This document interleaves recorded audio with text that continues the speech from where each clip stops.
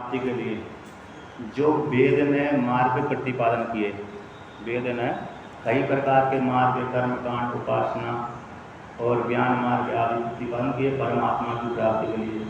वेद ने कहा है कि ऐसा कर्म करोगे तो तुमको इस फल की प्राप्ति होगी, ऐसा कर्म करोगे तो तुमको इस फल की प्राप्ति होगी।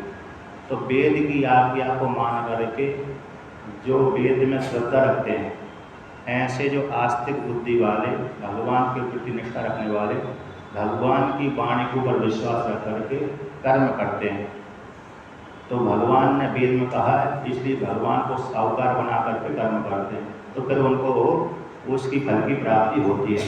यदि भगवान की वाणी जो वेद है उस पर यदि विश्वास नहीं होता तो कर्म नहीं करते।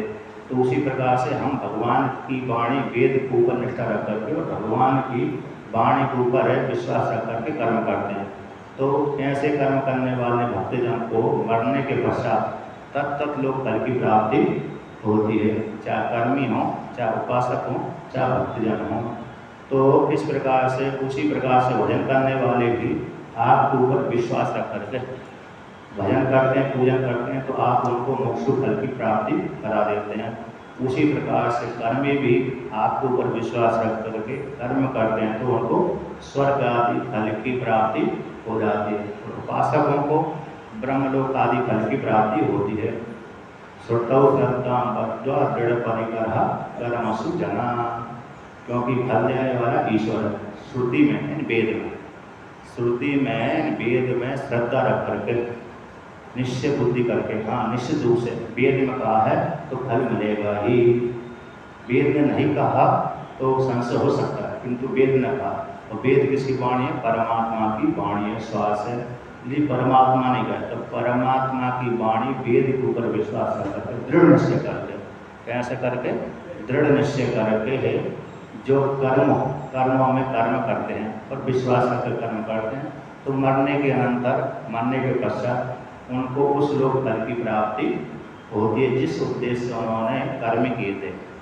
और जो कर्म करता ही नहीं है तो वो उसको जाय स्वर्गीय स्थिति तृतीय करती। और विद्वान भी कर्म नहीं करता, किंतु उसने आत्मदत्त की प्राप्ति कर ली है, उसको लोकांतर गमन होता नहीं। अज्ञानी का भी होता लोकांतर गमन, और जो कर्म नहीं करता है उसको भी इस शरीर को छोड़ करके दूसरी योनि की प्राप्ति होती है। लेकिन भक्तों को भी दूसरी जन्म प्राप्त होता है, लेकिन उनको श्रेष्ठ जन्म प्राप्त होता है, यानी मनुष्य होने की प्राप्ति हो, देवता होने की, मनुष्य होने की प्राप्ति। देवता बन जाएंगे उस श्लोक में जाकर के, लेकिन फिर यहाँ पर आएंगे क्योंकि उपासना करिए, कर्मकांड किया है, मुक्त तो नहीं होंगे, ज्ञान नहीं हुआ। ज्ञानादेव तो कैवल्यम देते ज्ञान मुक्ति नान्या पंथा विद्यते अनायक। ये श्रुति है, ये श्रुति तो वहाँ पर आती है, चांदोग में भी आती है, और आप रुद्री पढ़ते होंगे, रुद्री में पुरुष सूक्त आता है, तो पुरुष सूक्त में ये आती है, नान्या पंथा विद्यते अनायक। उस परमात्मा के लिए एक मार्ग, कोई दूसरा मार्ग नहीं है। ज्ञान से मोक्ष फल की प्राप्ति होगी, केवल मोक्ष प्रत्ये ज्ञान मुक्ति, उसी का अनुवाद है। इसलिए तो परमात्मा की प्राप्ति का यही मार्ग है। तो व्यक्ति निश्चय करके, दृढ़ बुद्धि करके तो ऐसा कर्म करता है, मरने के पश्चात उस साधक साधिका को उस फल की प्राप्ति होती है। और जो कर्म नहीं करते हैं उनको कोई फल की प्राप्ति नहीं होती। उनके पूर्व जन्म के जो भी कर्म होंगे उसी के अनुसार उनको अगली योनि की प्राप्ति होगी। बहुत से व्यक्ति तो पुण्य कर्म कर लेते हैं, लेकिन बहुत से व्यक्ति नहीं करते। बहुत विशाल संसार है क्या नहीं? चलो भारत में पुण्य कर्म कर दिया लोगों को, क्योंकि यहाँ पर सुनते रहते हैं पुण्य कर्म, किंतु विदेश में तो ये सत्संग प्राप्त होते नहीं। तो वहाँ तो खाओ पियो, बस जीवन स्वस्थ होना चाहिए, इतना ही उनकी बुद्धि रहती है, भोग बुद्धि। विदेश में भोग बुद्धि है, भारत कर्म भूमि है। भारत में से कर्म भूमि, और विदेश में जो भी पैदा होता है भोग के लिए होता है, भोग करता है मर जाता है, भोगता है मर जाता है। पुण्य कर्म उससे बहुत ही कम होते हैं, वहाँ सीमित बुद्धि होती है वहाँ पर। अच्छा, एक पुराण में मैंने पढ़ा था, जब सृष्टि आरंभ हुई तो कुछ राजाओं ने यहीं राज्य किया, कुछ एक सूर्यवंश का राजा हुआ, उसने यहाँ से जाकर के दूसरे देशों में से समुद्र पार, जो वर्तमान काल के जो देश है ना, विदेश है, वहाँ पर जाकर के उसने राज्य किया। तो उसने व्यवस्था चलाई कि यहाँ पर है ना ब्राह्मण, न क्षत्रिय, न वैश्य, न शूद्र, कोई भी शंका नहीं रहेगी, बस कर्म करिए फल की प्राप्ति हो जाएगी। ऐसे उसने संज्ञा की है। यानी ब्राह्मण तो भारत में तो चातुर वर्ण्यम मया सृष्टा गुण कर्म विभाग सा, तो ये 4 कर्मों का गुण कर्म को लेकर के ब्राह्मण, क्षत्रिय, वैश्य, शूद्र संज्ञा बनी रही। यहाँ पर बात नहीं हुआ, किंतु विदेश में वही राजा तथा क्षत्रिय वर्ण में पैदा हुआ था, किंतु उसने ऐसी परंपरा वहाँ पर चलाई कि सारे एक ही रहेंगे, मनुष्य जीव ही रहेगा, मनुष्य आदि रहेगा, लेकिन ये ब्राह्मण है, ये क्षत्रिय, ये वैश्य, शूद्र, ये संज्ञा वहाँ पर नहीं रहेगी। तो इस प्रकार से उसने चलाया। तो भाई बाद में हो सकता है मिले संज्ञा हो गई ना, भगवान की स्मृति न होने से, अथवा जो भी है भूतकाल में अरे हो सकते ये राक्षसों का अड्डा रहा होगा, दैत्यों का, राक्षसों का। भारत भूमि में तो वैदिक कर्म करते थे, लेकिन विदेश में चले जाते तो वहाँ पर रहते थे, निवास करते थे, खाते थे, पीते थे, जो भी है। तो लेकिन भारत से इतर की भूमि को मिलेक्स भूमि कहते हैं। भारत से इतर को जो रहने वाले मांस आदि खाते रहते हैं प्रायः ज़्यादा, तो मिलेक्स संज्ञा की होती है। अब आगे यहाँ पर कहते हैं उसी परमात्मा की प्राप्ति के लिए कहते हैं भक्ति को लेकर के कैसी है। तो बहुत से लोग कहते हैं भक्ति निकृष्ट होती है, यानी ज्ञान की अपेक्षा कम है, अतः महत्व कम देते हैं। तो उस भक्ति भी महान है, उस भक्ति की महिमा का वर्णन करते हैं अगले मंत्र के द्वारा। तो एक शिव पुराण में आता है, शिव पुराण में कहते हैं जो व्यक्ति भक्ति में और ज्ञान में भेद करता है उसको ज्ञान की प्राप्ति नहीं होती। भगवान शिव जी ने कहा भक्ति में और ज्ञान में भेद नहीं करना चाहिए, भक्ति और ज्ञान दोनों एक ही हैं। और एक जगह एक बार महाराज जी ओंकारेश्वर वाले महाराज जी ओंकारेश्वर के हिमालय क्षेत्र में घूम रहे थे, मेरे गुरु जी के गुरु हैं, तो शायद गंगोत्री से ऊपर गोमुख आदि और गोमुख से आदि और हिमालय में थे, ऊपर थे, तो वहाँ पर घूम रहे थे, किसी के दर्शन करने गए होंगे। तो उनको इच्छा होती थी हिमालय में कौन रह रहा है, साधु रह रहा है, चलो दर्शन करने जाए, उनकी हार्दिक इच्छा होती थी। तो दर्शन करने जाते थे, मिलते थे, कैसा महात्मा है, किस प्रकार सत्संग करते थे, उस सत्संग से जो सार निकलता था उसको ग्रहण करते थे। तो एक दर्शन करने गए होंगे, वहीं पर दर्शन किया। अब उसी काल में इधर उधर पहाड़ों पे घूम रहे होंगे, तो वहाँ पर एक महात्मा उनके पास में आया। तो महात्मा किस रूप में कहते हैं, कभी नज़दीक आता था, कभी दूर चला जाता था। तो कहते हैं वो महात्मा कभी मृग बन कर उनके सामने आता था, कभी मृग बन कर दूर भाग जाता था, फिर नज़दीक में आता था, फिर दूर भाग जाता था मृग बन करके। कभी कभी मनुष्य शरीर भी धारण कर लेता था वही महात्मा, उनकी सच्ची घटना है। तो नज़दीक में जब मृग बन जाता था तो मृग की वाणी बोलता था, जब नज़दीक में आकर के मृग के बाद फिर मनुष्य बन जाता था, साधु बन जाता था, तो बोलता था ज्ञान बिना भक्ति नहीं, भक्ति बिना ज्ञान नहीं। एक कई बार उच्चारण किया। तो महाराज जी अपने प्रवचन में बोलते रहते थे ज्ञान बिना भक्ति नहीं, भक्ति बिना ज्ञान नहीं। तो ज्ञान नहीं होगा तो भक्ति नहीं कर पाएंगे, तो भक्ति नहीं करेंगे तो ज्ञान भी नहीं हो पाएगा, है कि नहीं। एक घटना है स्थिति ओंकारेश्वर के महाराज जी घटना, इस प्रकार से वो प्रवचन हम बोलते थे, हमने भी उसी प्रकार सुना और सत्संग भी सुनते थे हम लोग। उस काल में लघु पढ़ता था, सुनता भी था, पूजा भी करता था। उस काल में मेरा कम पुजारी का जो मंदिर था उन्हीं के उस मंदिर के पास उनका कमरा था, तो पूजा करते करते ही हम उनके सत्संग सुनते थे। तो वही कहते थे ज्ञान बना भक्ति में। तो शिव पुराण में भी आता है, शिव पुराण में पढ़ा ही है मैंने, ज्ञान और भक्ति में भेद कोई भी भेद नहीं है। तो जो ज्ञान और भक्ति भेद करता है कहते हैं उसको ज्ञान की प्राप्ति नहीं होती। भागवत में भक्ति के 2 पुत्र हैं, ज्ञान और वैराग्य। यहाँ पर तो पुत्र का वर्णन किया, भक्ति के 2 पुत्र हुए, ज्ञान और वैराग्य। अच्छा, ज्ञान वैराग्य बूढ़े हो जाते हैं, भक्ति तो जवान हो जाती है, ज्ञान वैराग्य बूढ़े हो जाते हैं। तो भक्ति जवान क्यों हो जाती है? तो भक्ति लोग अब थोड़े ज़्यादा करते हैं, और ज्ञान वैराग्य बूढ़े इसलिए हो गए क्योंकि अधिकारी कोई नहीं, इसलिए मजबूरी में बूढ़े बूढ़े बने रहते हैं। मजबूरी में तो ज्ञान वैराग्य कहाँ पर जवान देते हैं? ज्ञान वैराग्य वहीं पर जवान देते हैं जहाँ पर साधु सत्संगी और प्राय करके जिसको ये शाम से वैराग्य हो गया, भोगों से वैराग्य, उसी के हृदय में ज्ञान वैराग्य जवान देते हैं। नहीं तो प्राय करके सभी व्यक्तियों के हृदय जो ईर्षा से रहता है उसके शरीर में तो जो ज्ञान वैराग्य बैठे वो जवान है, किंतु अन्यों के हृदय में जो ज्ञान वैराग्य मूर्छित अवस्था में पड़े हुए हैं, मूर्छित अवस्था में।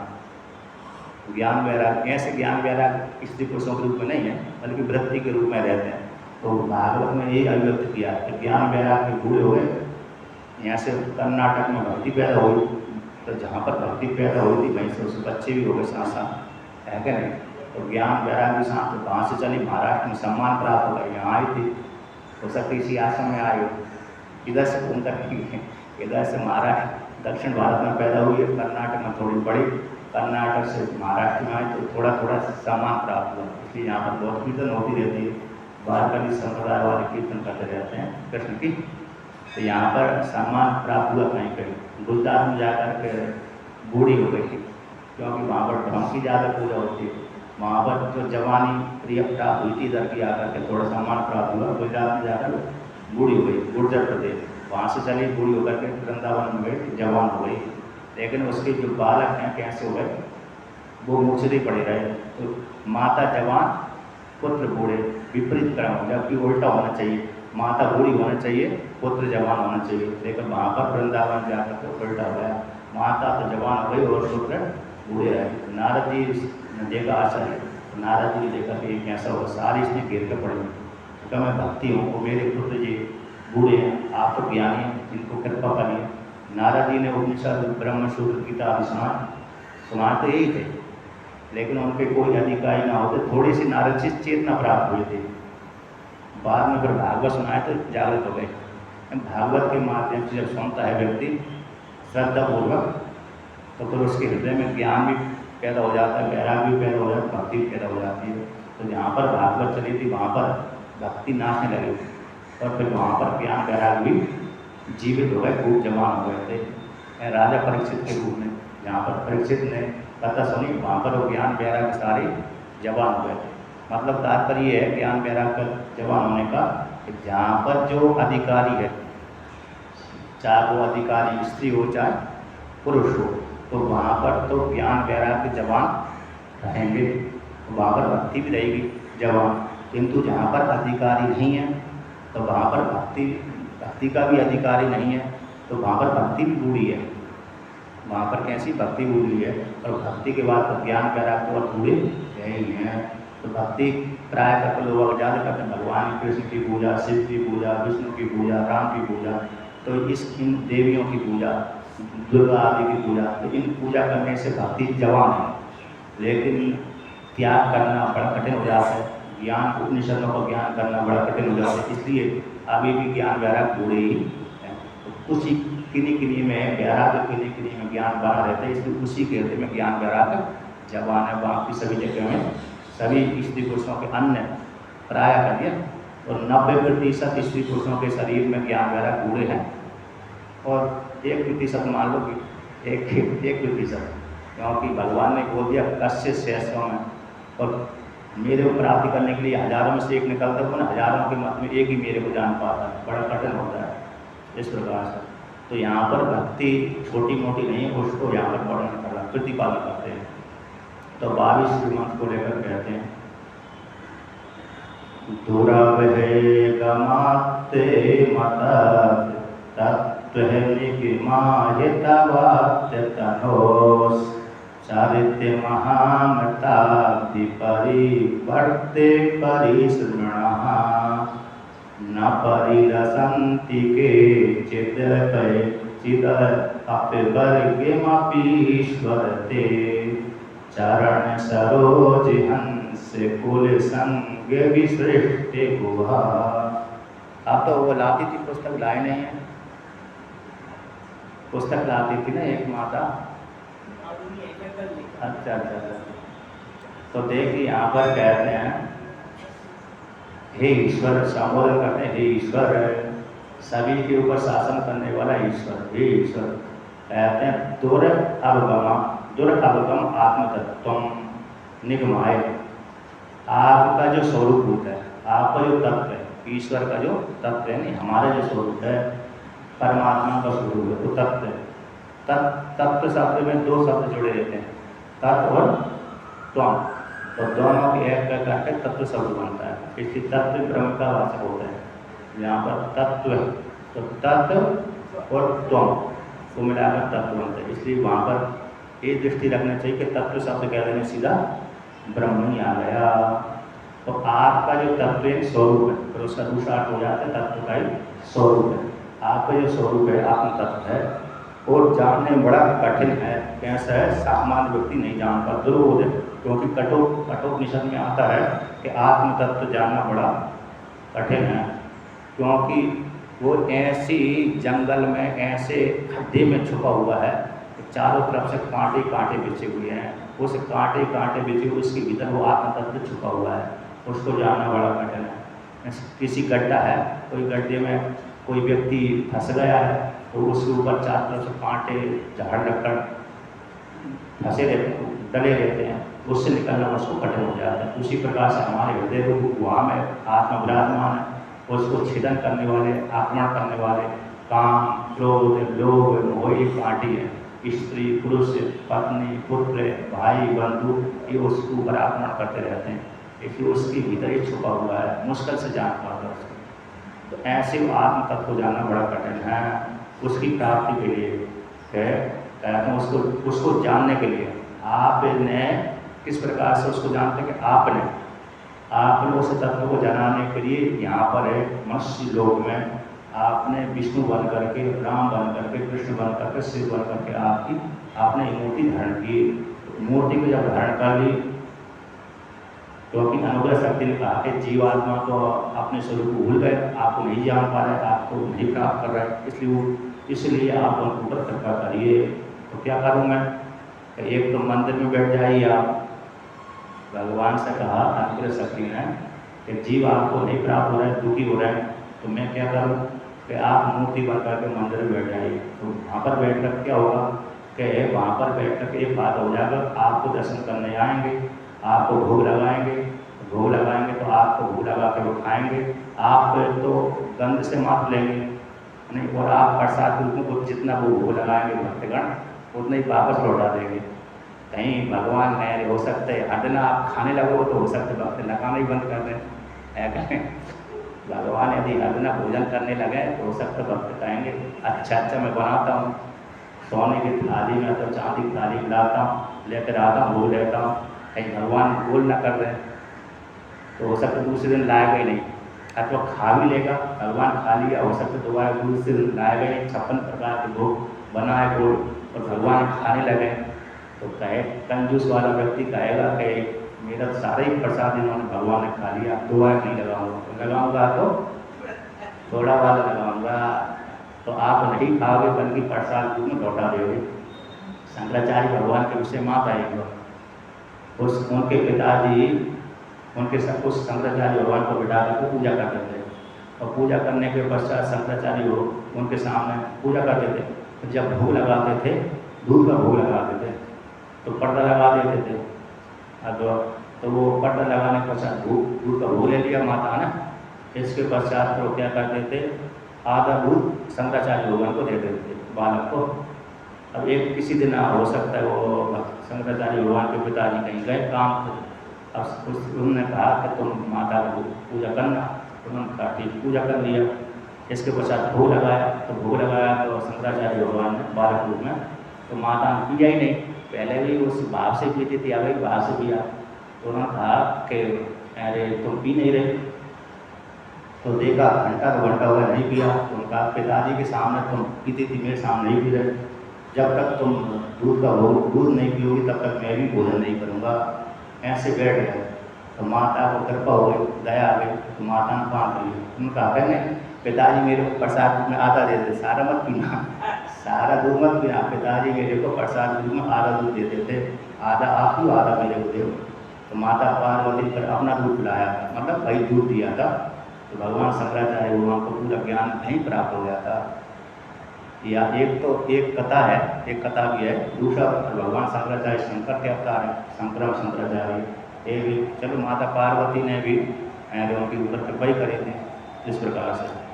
तो दोनों प्रकार से उनको ज्ञान की प्राप्ति। तो यहाँ पर भी कहते हैं, यहाँ पर क्या है, यहाँ पर भी भूल गए कहाँ से लिया था।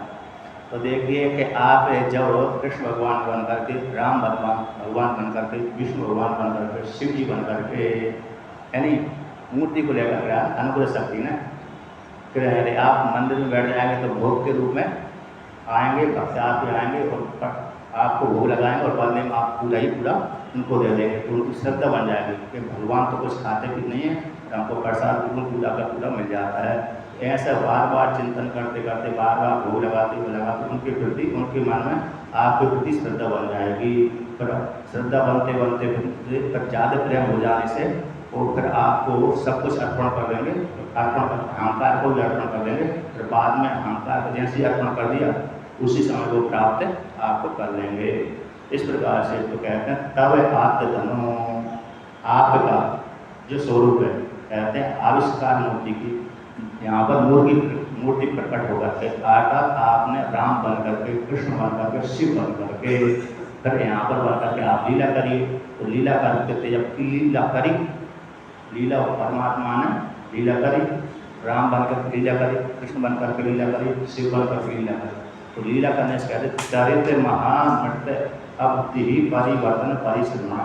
तो आपने जो चरित्र का निर्माण किया है, आपके चरित्रों का चिंतन करेंगे। कौन?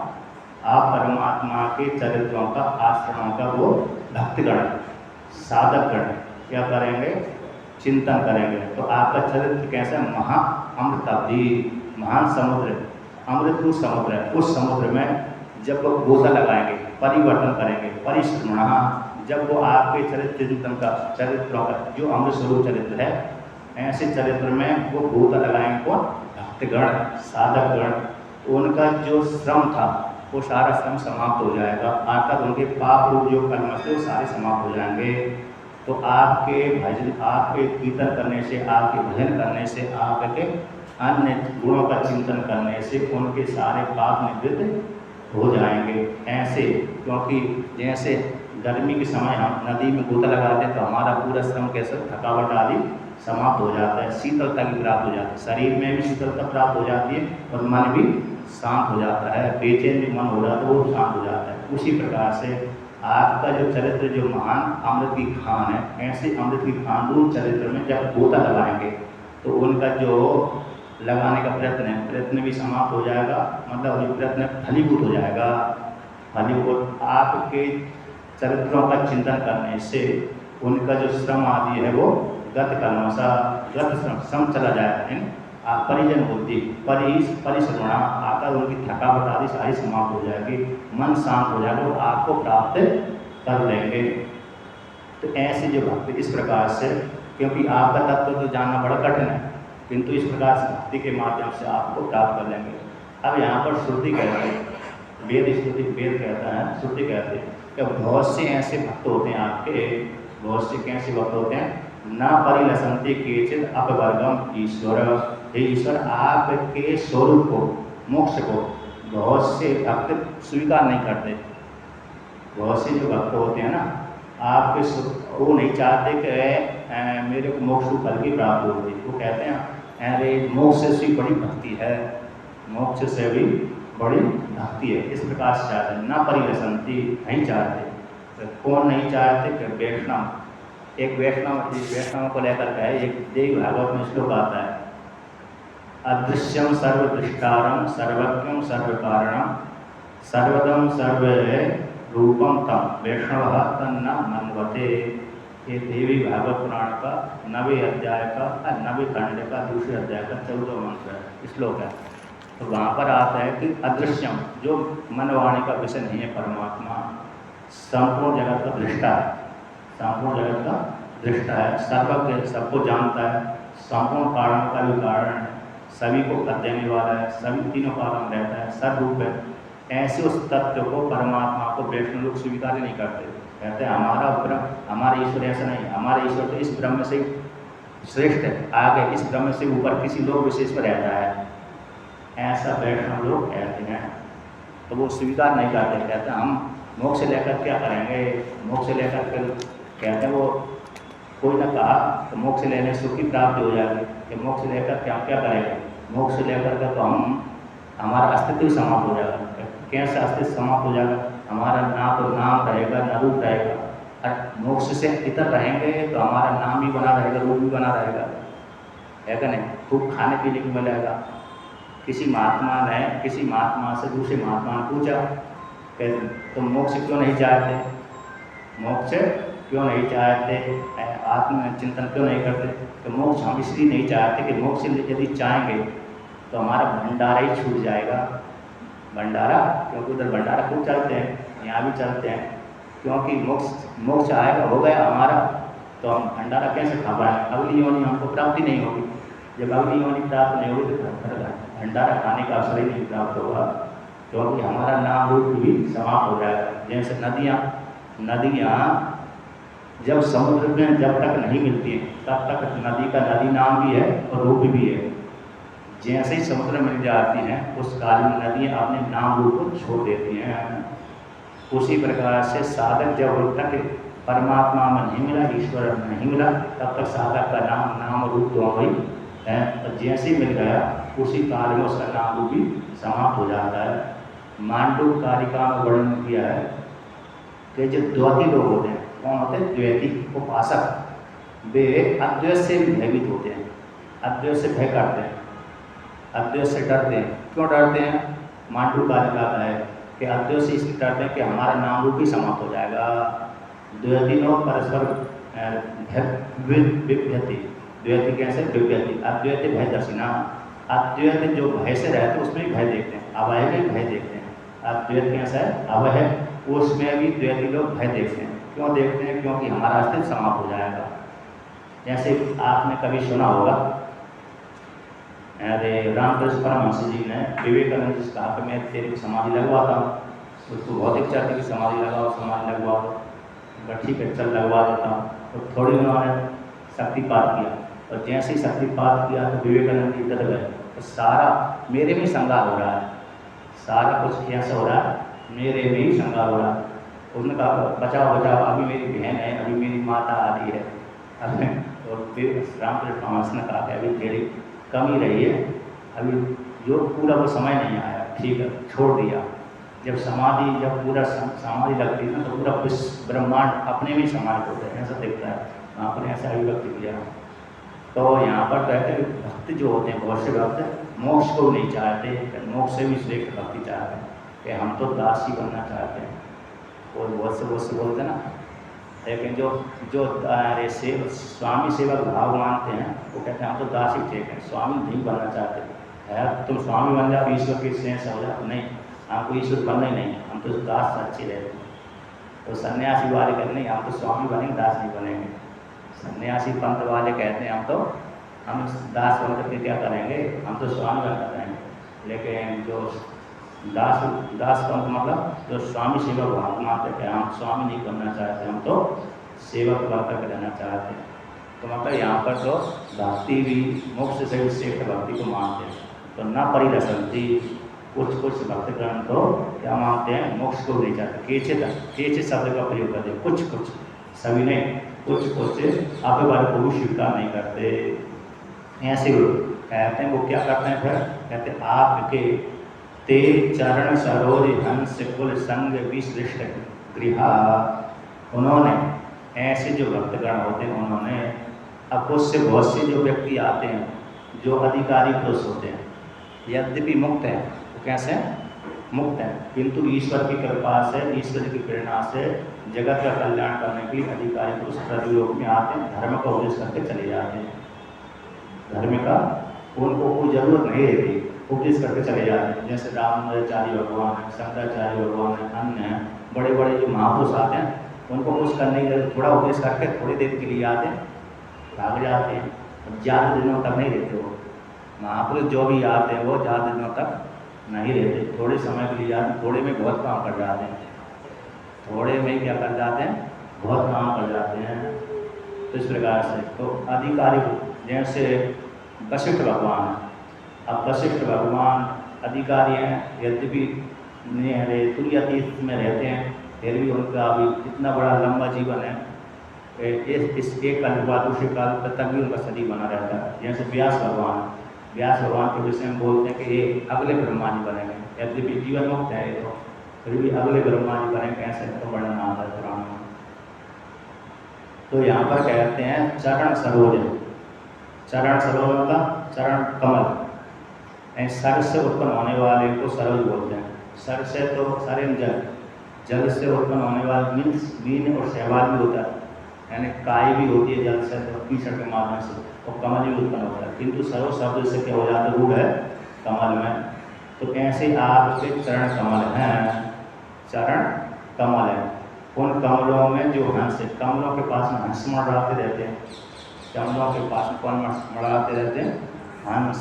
ऐसे चरण कमलों के पास में जो हंस हैं, ऐसे हंसों का जो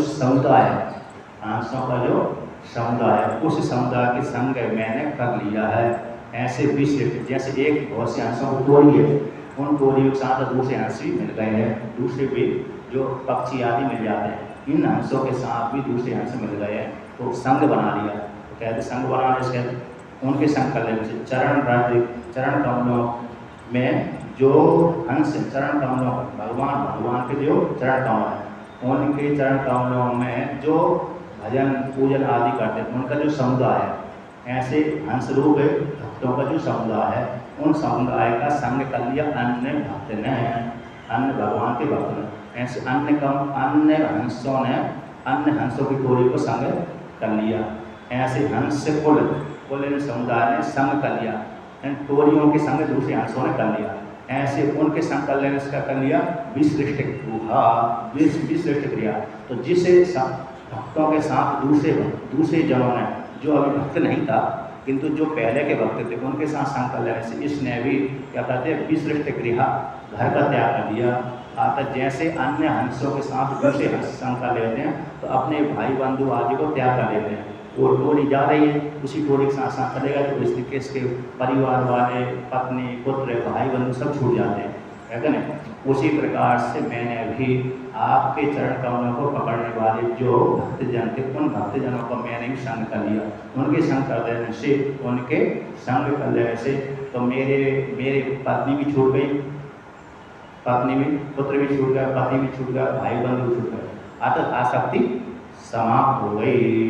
तो इस प्रकार से तो विशिष्ट क्रिया सारे घर आदि को मैंने त्याग कर दिया। तो इस प्रकार से कहते हैं यहाँ पर वर्णन चरण सरोज, हंस के समान रमण करने वाले, जैसे हंस से कमलों में रमण करते हैं, उसी प्रकार से भक्तगण भी आपके चरण कमलों में रमण करते हैं। उनके साथ ऐसे भक्तों का जो समुदाय, उनके साथ संग करने से मेरा सारा आसक्ति ग्रह, पत्नी, पुत्र आदि भी त्याग दिए। अब पुरुष को लेकर के बोल दिया, ग्रह बोल दिया, क्योंकि पुरुष को लेकर के यहाँ पर शास्त्र प्रयोग करता है। जहाँ पर भी स्त्री की निंदा की जाती है, वहाँ पर पुरुष को प्रधानता, पुरुष को ब्याज दिलाने के लिए की जाती है, समझने के लिए। नहीं तो ना तो स्त्री की निंदा होती है, ना पुरुष की निंदा होती है। यदि पुरुष साधक है, तो उसके सामने स्त्री की निंदा करना पड़ेगी, क्योंकि पहले से उसको स्त्री में राग है, और जब तक राग है तो वहाँ पर स्त्री की निंदा नहीं करेंगे, उसको प्यारा नहीं होगा। इसलिए पुरुष साधक के लिए स्त्री की निंदा अनिवार्य होती है। अब स्त्री साधक है तो उसके लिए पुरुष निंदा ही अनिवार्य होती है, क्योंकि स्त्री का स्त्री में राग नहीं होता, पुरुष का पुरुष में राग नहीं होता, तो विपरीत में राग होता है। इसलिए स्त्री साधक है, उसके लिए पुरुष निंदा अनिवार्य है, और पुरुष साधक है तो उसके लिए स्त्री निंदा अनिवार्य होती है। उसी प्रकार से यहाँ पर वर्णन कर दिया। तो गृह शब्द से गृहिणी, पत्नी को लेकर के गृह संज्ञा होती है। यदि पत्नी नहीं तो गृह भी नहीं है, भले घर में रहता है, वही वो घर में रहता है, लेकिन पत्नी नहीं है तो घर भी नहीं, उसके लिए घर जंगल के समान है। तो मैं मेरे आपके भक्तों के साथ संग कर देने से सारे घर परिवार आदि त्याग दिया। तो एक जगह शिवानंद लहरी में आता है, शिवानंद लहरी के चारों मुक्ति को वर्णन किया। सालोक, सामीप, सारूप, सायुज्य। सालोक हो गया, सामीप हो गया, सारूप हो गया और सायुज्य हो गया। कहते हैं कि आपके भक्तों के साथ संग करने से सालों की प्राप्ति हो गई। आपके गुण कीर्तन करने से लोक की प्राप्ति, अरे शाम की सारू की प्राप्ति हो गई। सालोक के ताम, इस श्लोक मैंने कंठस्थ तो किया था, शिवानंद लहरी का है, 4 मुक्ति को लेकर के आता है, लेकिन वो ज़्यादा होता नहीं। शिव पूजने शिव महा देवी संकीर्तन है, संग को लेकर के, भक्ति को लेकर के, चिंतन को लेकर के 4 मुक्ति का वर्णन किया कि आपके भक्तों के साथ संग करने से लोक की प्राप्ति हो गई, आपके भजन करने से आपके स्वरूप की प्राप्ति हो गई, और आपकी और ज़्यादा उपासना करने से, भजन पूजन सेवा आदि करने से सामयिक की प्राप्ति हो गई, आपके स्वरूप का निर्णय क्या करने से, चिंतन करने से सारूप की प्राप्ति हो गई। 4 प्रकार की मुक्ति। तो इस प्रकार से तो यहाँ पर कहते हैं, तो इस प्रकार से आपके सेवन करने से, यानी आपके भक्तों के साथ संग करने से तो मेरी सभी आसक्ति आदि समाप्त हो गई। इस प्रकार से वर्णन किया, अर्थात परमात्मा की प्राप्ति हो जाती है। तो यहाँ पर कुछ यहाँ पर भक्ति की प्रदानता कर दी, भक्ति के माध्यम से परमात्मा की प्राप्ति हो जाती है। अब भक्ति के पश्चात कहते हैं, आगे वर्णन करते हैं कि जो कोई भी साधक है, स्त्री अथवा पुरुष, आपका चिंतन करता है तो उसको सुख की प्राप्ति हो जाती है, और जो कोई भी स्त्री या पुरुष आपका चिंतन नहीं करते हैं तो वो सुख की प्राप्ति उनको नहीं होती। इसको लेकर के यहाँ पर वर्णन करते हैं। तो बहुत से स्त्री पुरुषों ने आप तत्व की प्राप्ति की है। अच्छा, एक और है, एक को लेकर के चरण कमलों को लेकर के, एक आपने सुना भाई, अरे उसमें आता है, किसमें आता है, शंकर दिग्विजय में आता है, शंकर दिग्विजय में भी आता है, कहीं भी आता है कि चरण कमल को लेकर के, जो इनका नाम है ना कालिदास का, कालिदास को लेकर, कालिदास की मृत्यु, कालिदास से किसी राजा के राज में, कहीं कहीं कवि बोलते हैं विक्रमादित्य के, कहीं कहीं बोलते हैं भट्ट, इनके राज में, अरे राजा भोज के राज में किसी काल विशेष में राजा से झगड़ा हो गया कालिदास का, मंत्रियों को लेकर के। एक मंत्री बोलते हैं ये है ऐसी है, तो मंत्री भी आपस में झगड़ा कर लेते हैं, तो एक मंत्री कहते इसको हटा दो, भगा दो, तो नाराज होकर कालिदास चले गए थे। अब बहुत दिनों के बाद राजा की इच्छा होगी कालिदास बुलाना चाहिए, तो वह ढूंढवाया, नहीं मिले, तो फिर उन्होंने आधा श्लोक रख दिया, रस दिया, कमलात कमलोत्पत्ति न च दृश्यते न श्रूयते, ऐसा आधा श्लोक लिख दिया। तो जो कोई भी इस आधे श्लोक को पूरी करेगा मैं उसको इतनी स्वर्ण मुद्रा दूँगा। तो कमलात कमलोत्पत्ति न च श्रूयते न दृश्यते, ऐसा लिख दिया। तो जो पूरी करके लाएगा, पूरा बात को करके लाएगा, उसको मैं खूब स्वर्ण दर्शन दूँ। तो सभी से बोला, इसको अर्थ बताओ। कमलात कमलोत्पत्ति, कमल से कमल की उत्पत्ति ना तो देखी जाती ना सुनी जाती है। अब जहाँ भी देखते हैं कमल किसी पौधे से निकलता है, किंतु उसके ऊपर दूसरा कमल नहीं निकलता। तो बहुत जगह विद्वानों ने देखा तो सीधा अर्थ लगाया, कमल से कमल की उत्पत्ति ना देखी जाती ना सुनी जाती है। तो सभी जगह गया, पूछा, किसी ने नहीं उत्तर दिया। तो एक वेश्या के पास में भी सुन रहा, ये गया, मतलब उसने देखा वो आधा श्लोक गा रहे, उन्हीं के पास, वेश्या के पास में वो कालिदास रह रहे थे, छुप करके रह रहे थे। तो उसमें उसने गा रही थी, कमलात कमलोत्पत्ति न दृश्यते न श्रूयते। तो कालिदास समझ गया कि इस राजा ने लिखा हुआ है और ये मेरे को ढूंढने के लिए इसकी चाहना। उसने कहा तुमको यार कहाँ से प्राप्त हुआ? कि राजा ने दिया है, और जो कोई भी इसका आधा अर्थ बता देगा उसको इतने स्वर्ण मुद्रा मिलेगी। अगर मैं इसको पूरा कर देता हूँ तुम स्वर्ण मुद्रा दे लेना राजा से, ठीक है बता दो। तब मुखाम मुझे वाले नेत्र इंदिवर द्वयम, हे वाले तेरे मुख में 2 कमल और विद्यमान है। इस मुख को कमल बोलते हैं, कमल के भीतर 2 कमल और है, तो नेत्र कमल। तब मुखाम्बुज वाले, हे वाले तेरे मुख रूप कमल में, तब मुखाम्बुज वाले, हे वाले तेरे मुख रूप कमल में 2 कमल और है, नेत्रम इंदिवर द्वयम। तो ये नेत्र रूप जो कमल है ये 2, तो कमल के भीतर भी कमल खिलता है। तो पूरा पार लिख दिया। अब वेश्या ने सोचा मैं राजा के पास में ये श्लोक लेके जाऊंगी, तो राजा पूछेगा ये कहाँ से लिख के आई, कहाँ से लेके आई? तू तो इतनी विद्वान नहीं है, सही बता। तो मेरे को जो धन मिलना चाहिए थी वो नहीं मिलेगा। तो क्या किया, रात की वेश्या ने कालिदास को मार दिया। पकड़ कर बांध करके रात सो गए कालीदास, और सो करके बांध दिया, रस्सी से बांध करके कुआं में डाल दिया। तो मरना उसी समय उनकी मृत्यु हो गए थे। बाद में राजा ने के पास में इसलिए लेके गए, राजा ने तुझे कहाँ से पता, सही से बता तुमने कहाँ से लगा, तुम तो ज्ञानी नहीं हो। तो महाराज एक ब्राह्मण था, उसने ऐसे देखा था कि है अथवा नहीं है, गया ऊपर गया, तो राजा ने उसको दंड तो नहीं दिया, धन लेकर ज़्यादा दिया।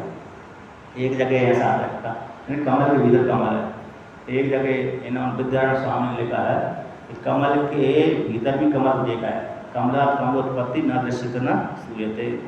तो कहते हैं हरिचरणात् कमला, हरिचरणात् नहीं, शिव जी के चरण में हरिरूप कमल दृश्य थे।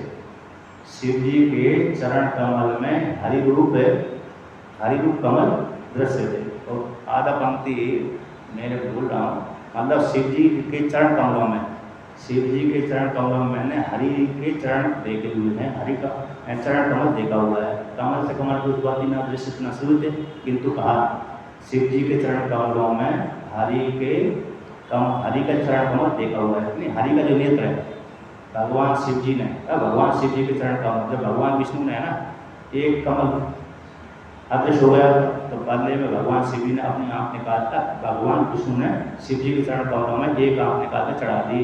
तो कमल से कमल की उत्पत्ति देखी जाती है। शंकर दिग्विजय का ऐसा है, ये याद है, भगवान दिग्विजय, शंकर दिग्विजय में शायद आपने जो पढ़ी हुई शंकर दिग्विजय है ना, जिसमें वो है श्लोक, तो वैसे मैंने लिख लिया है, मतलब भूल गया वो पंक्ति, तो भूल गया, भावी है कि कमल से कमल की उत्पत्ति देखी जाती है। तो दो घटना आपको भक्ति को लेकर के, इस प्रकार से भगवान के चरण कमलों में जिसका मन लगा है उसके सारा संसार यानी आसक्ति समाप्त हो जाती है। अब आगे कहते हैं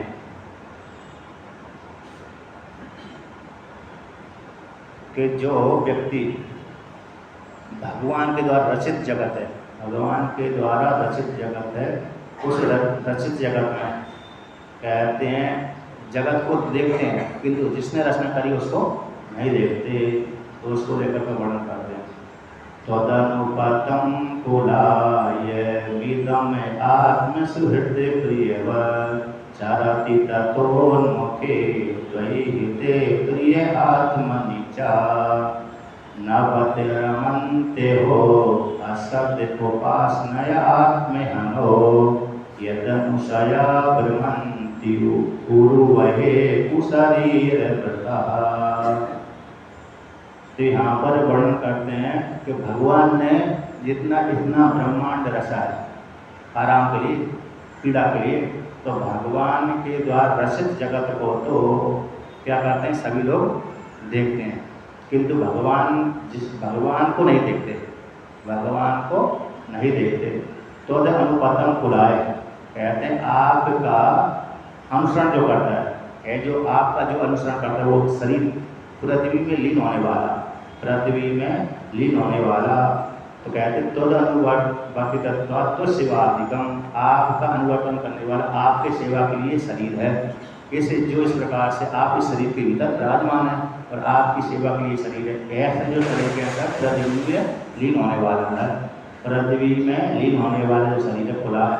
कुला शब्द का अर्थ पृथ्वी में नियतित कुला है, शरीर घोंसला, ये हमेशा जब प्राण निकल जाते हैं इससे तो शरीर पृथ्वी में ही लीन हो जाता है। पृथ्वी से बना हुआ है, ये शरीर भी पृथ्वी से बना हुआ है और पृथ्वी से ही पुष्ट हुआ है, पृथ्वी से ही पुष्ट होता है, तो अंतिम में जाकर पृथ्वी में लीन हो जाता है। ऐसा शरीर, जब ये शरीर अंतःकरण से युक्त होकर के आपका अनुगमन करता है, आपका भजन पूजन करता है, स्थूल शरीर से युक्त होकर सूक्ष्म शरीर, स्थूल शरीर से युक्त होकर के सूक्ष्म शरीर जब आपका भजन करता है, तब ये शरीर कैसे हो जाता है, आत्मा के समान, प्रिय के समान हो जाता है, और प्रिय के समान हो जाता है, पर आपको प्राप्त कर लेता है। साधनतया रूप से वर्तते हैं, स्वाधीनतया रूप से वर्तते हैं। जब ये शरीर अंतःकरण से युक्त होकर के आपकी सेवा भजन पूजन करता है, तो शरीर से इसको कैसा मानते हैं, व्यक्ति पूजनीय मानते, इस शरीर को पूजनीय मानते हैं और ये प्रिय जैसा व्यवहार करते हैं, प्रिय के समान। अतः जो कोई भी व्यक्ति स्त्री अथवा पुरुष भजन पूजन ज़्यादा करता है उसको व्यक्ति हर कोई सम्मान, आदर, सत्कार देते नहीं देते? देते हैं। ज़्यादा पूजन करने वाले को बहुत देते हैं कि अमुक व्यक्ति बहुत धर्मात्मा है, पुण्यात्मा है, भजन पूजन करता रहता है। तो इस शरीर को भी कहते हैं इस प्रकार से, जो आप अनुवर्तन करता है कि आत्मा है, शरीर कैसा हो जाता है सूर्य के समान, प्रिय के समान, और सौगन रूप से क्या करता है, वर्तन करता है, रहता है। कहते तथा उन्मुखे तो ही हृदय प्रिय चापन, इस शरीर के भीतर आप है और आपने ही इस जगत का निर्माण किया कि जो व्यक्ति जो आप सभी के लिए प्रिय हैं, आप सभी के लिए प्रिय, प्रेम को देने वाले, हित करने वाले, आपसे जो उन्मुख हो जाए व्यक्ति, आपका जो भजन नहीं करता है, ऐसे जो व्यक्ति आपको उन्मुख हो जाने पर, अर्थात आपके विपरीत हो जाने पर, कहते न पति रमंती, तो उनको सुख की प्राप्ति नहीं होती। बड़ा आश्चर्य है, जो परमात्मा ने जिस जगत का सृजन किया है, जिस परमात्मा ने सभी का आत्मा है, तो आत्मा होने के पश्चात सभी के शरीरों का आत्मा है, उसी की सृष्टि है, उससे हर व्यक्ति स्त्री और पुरुष उन्मुख हो जाते हैं, वो आपका चिंतन नहीं करते। बड़ा कष्ट की बात है। और आपका चिंतन न करके क्या करते हुए असल उपासना या आत्मा असल की उपासना करते हैं। आप इसलिए शरीर के पालन पोषण में लगे रहते हैं और आत्मा से इतर, परमात्मा से इतर, ईश्वर से इतर अन्य की पूजा पाठ करेंगे। इस स्त्री की प्रशंसा कर दी, इस पुरुष की प्रशंसा कर दी, इस राजा की प्रशंसा कर दी, उस मंत्री आदि की प्रशंसा कर दी। वो प्रशंसा कर थोड़ा बहुत धन ले लेते हैं, प्रशंसा कर क्या लेते हैं, थोड़ा बहुत धन ले लेते हैं। हम दूसरे की प्रशंसा करेंगे तो सामने वाला, ऐसे मंत्री की प्रशंसा कर दी हमने, किसी ने कर दी तो कर दी, तो बदले में क्या दिया उसने, अपना काम करवा कर दिया। कभी कभी नाराज हो गया तो संपत्ति लूट लेता है, नाराज हो गया तो संपत्ति लूट लेगा, और प्रसन्न हो गया तो अच्छा थोड़ा धन दे देता है। तो कहते हैं असद उपासना, असद की उपासना से, असद की उपासना करते हैं। ऐसा करने वाले क्या होते हैं, आत्महनो, आत्मा हनन करते हैं। यानी आत्मा हनन मतलब आत्मा को जानने के लिए प्रयत्न नहीं करते, बल्कि इस कर्म से मेरे को इस फल की प्राप्ति हो जाएगी, इस कर्म से मेरे को इस फल की प्राप्ति हो जाएगी।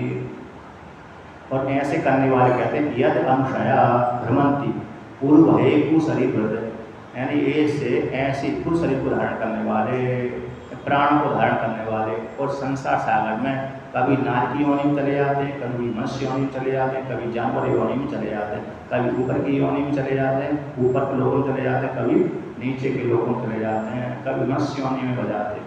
जो आत्मा का हनन करने वाले हैं, असत की उपासना करते हैं, प्रमादी हैं, आत्मा का चिंतन नहीं करते, देहादि की सेवा में लगे रहते हैं, इस शरीर को श्रृंगार करने में भी लगे रहते हैं, इसको साफ रखा जाए, स्वच्छ रखा, यही आत्मा है। इस प्रकार से, और इनके मन में कौन सी जगत संबंधी वासना बैठी है, स्त्री संबंधी वासना है, पुरुष संबंधी वासना है, अन्य संबंधी वासना है, धन संबंधी वासना है, ऐसी वासना में जिनका मन लगा रहता है, ऐसे पूर्ण शरीर को धारण करने वाले, कुत्सित विचार वाले, वे कैसे होते हैं, दोनों संसार में, नारी की योनि में, पृथ्वी लोक में भ्रमण करते रहते हैं। अर्थात आत्मा को न जानने के कारण वो आत्मा कहलाते हैं। जो आत्मा को नहीं जानता है, श्रुति में वर्णन किया उसको आत्मा ना। एक कौन सी कठोपनिषद में भी तो आती है, कठोपनिषद में और ईशावास्योपनिषद में भी आती है, कौन सी आती है, जो अरे आत्मा को नहीं जानता है, नहीं भूल रहा कौन सी है, एक चे आत्मनो जना। तो जो आत्मा का चिंतन नहीं करता है और आत्मा का चिंतन न करने वाला, कर्मकांड करने वाला अथवा जगत का चिंतन करने वाला आत्मा कहलाता है। मतलब जिसने ब्रह्म का चिंतन नहीं किया, आत्मा का चिंतन नहीं किया, श्रुति उसको आत्मा कहते हैं। कुर्वन्ने वेहा कर्माणि जिजी विशेषता समा, एक कुर्वन्ने वेहा कर्माणि जिजी विशेषता समा एवं तुल्यनातेस्तु न कर्म व्यक्ति न है। असुरिया नाम तेल्योका अंधेरा कर्मसावता कांते प्रेत्या विगचंती एक चात्मनो जना। जो असुर में रमण करने, असुरिया नाम तेल्योका, जहाँ पर सुख है, सूर्य आदि प्रकाश आदि है नहीं है, अंधकार में लोग है। अंधकार में लोग मतलब अरे स्वर्ग लोग भी है अथवा अन्य लोग भी हैं, किंतु आत्मा को जानने वाले लोग नहीं हैं। तो असुरिया वाले लोग, नारकी लोग हैं, तो नारकी लोग आदि जो सीमित कर्म कांड करते हैं अथवा कामना पूर्वक कर्म करते हैं, ऐसे व्यक्ति असूर्य नाम ते लोगा एक चे आत्मा असूर्य नाम ते लोगा। तो जो ऐसे जिसमें सुख नहीं होते ऐसे लोग को प्राप्त होते कौन होते?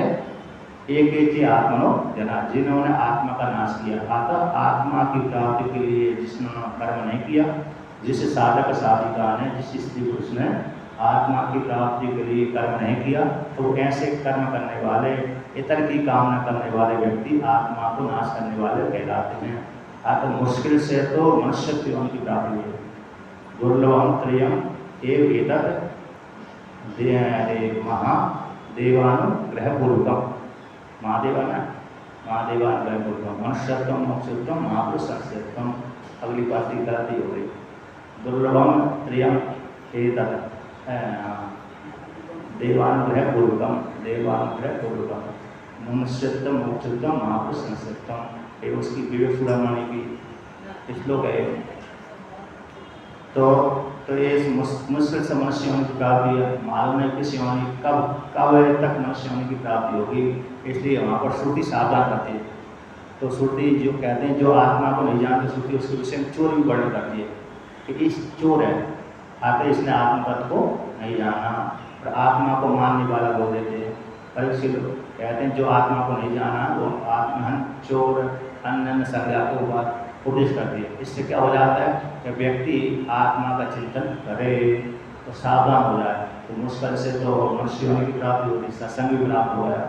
तो फिर मालूम नहीं यदि आत्मा को नहीं जाना तो कब मनुष्य होने की प्राप्ति होगी, कब सत्संग प्राप्त होगा कि नहीं होगा।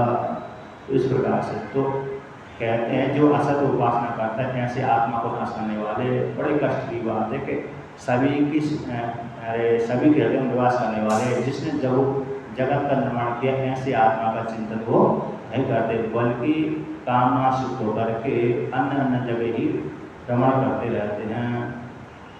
कहाँ करते रहते हैं? अन्य जगह भ्रमण करते रहते हैं। इस प्रकार से वर्णन किया। त्वयि आत्मनि जगन्नाथे यन मनोहो रमताम यह कथा मम यदि समजन्म मानुषम सम भविष्यति। हे जगन्नाथ परमात्मा, आप आत्मा मेरा मन रमण करे। किस काल में मेरा इस प्रकार से, क्योंकि मुश्किल से तो मनुष्य होने की प्राप्ति हुई है, तो किस प्रकार से कदा किस काल में मम यदि जन्म भविष्य में कर होगा। अभी तो मुश्किल से मनुष्य होने की प्राप्ति हुई, यदि इस कल्प में, इस जन्म में मैंने भगवान का भजन नहीं किया तो मालूम नहीं कब मनुष्य होने की प्राप्ति होगी। इस प्रकार से तो आज का विचार पूरा हुआ। अब अगले दिन फिर सुनाएंगे। ओम पूर्णमदः